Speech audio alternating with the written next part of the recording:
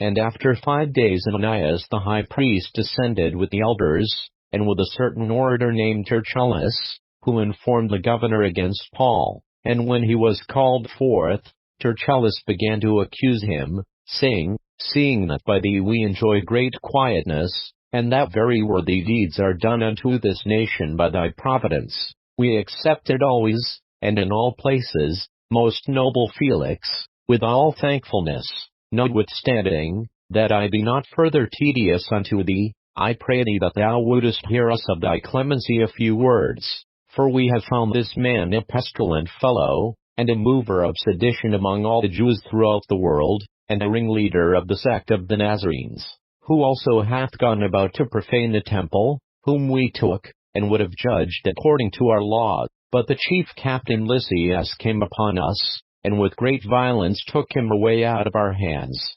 commanding his accusers to come unto thee, by examining of whom thyself mayst take knowledge of all these things, whereof we accuse him. And the Jews also assented, saying that these things were so. Then Paul, after that the governor had beckoned unto him to speak, answered, Forasmuch as I know that thou hast been of many years a judge unto this nation, I do the more cheerfully answer for myself, because that thou mayst understand, that there are yet but 12 days since I went up to Jerusalem for to worship, and they neither found me in the temple disputing with any man, neither raising up the people, neither in the synagogues, nor in the city, neither can they prove the things whereof they now accuse me. But this I confess unto thee, that after the way which they call heresy, so worship I the God of my fathers, believing all things which are written in the law and in the prophets, and have hope toward God, which they themselves also allow,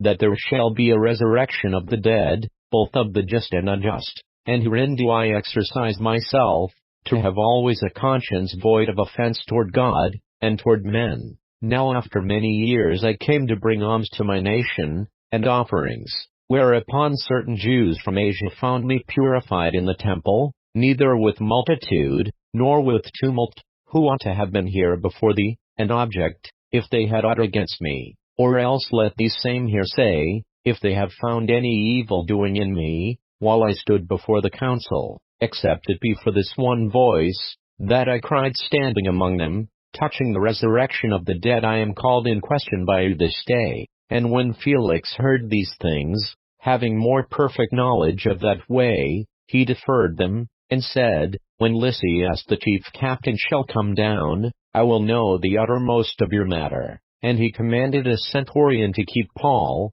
and to let him have liberty, and that he should forbid none of his acquaintance to minister or come unto him. And after certain days, when Felix came with his wife Drusilla, which was a Jewess, he sent for Paul, and heard him concerning the faith in Christ, and as he reasoned of righteousness, temperance, and judgment to come. Felix trembled, and answered, Go thy way, for this time, when I have a convenient season, I will call for thee. He hoped also that money should have been given him of Paul, that he might loose him, wherefore he sent for him the oftener, and communed with him. But after 2 years Porcius Festus came into Felix's room, and Felix, willing to shew the Jews a pleasure, left Paul bound.